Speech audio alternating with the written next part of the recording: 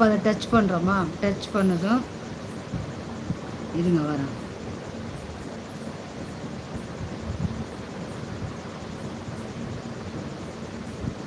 அதை டச் பண்ணதும் லைனாக ஆப்ஷன் இருக்கும். அதில் வந்து க்ரீன் ஸ்க்ரீன் ஒன்று வரும். க்ரீன் ஸ்க்ரீன் சொல்லிட்டு எழுத்து வரும். அதை டச் பண்ணுங்க.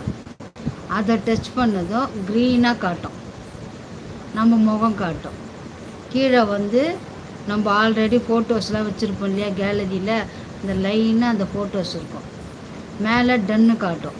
உங்களுக்கு அதில் எதனா ஒரு ஃபோட்டோஸோ எது உங்களுக்கு அங்கே இருக்குதோ அதை தட்டுட்டு அந்த டன்னு கொடுத்துட்டிங்கன்னா அந்த மாதிரி பேக்ரவுண்டு வந்துடும். நானே நோண்டி நோண்டி பார்த்து தான் வச்சேன், எனக்கும் வைக்க தெரியாது.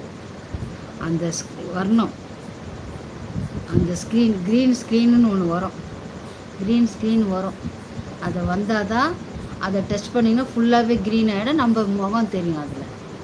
அதுக்கு கீழே வந்து லைனாக கொஞ்சம் ஒரு 2 செகண்டு கழித்து கீழே லைனாக ஃபோட்டோஸ் வரும். ஃபோட்டோஸ் வந்ததும் நம்ம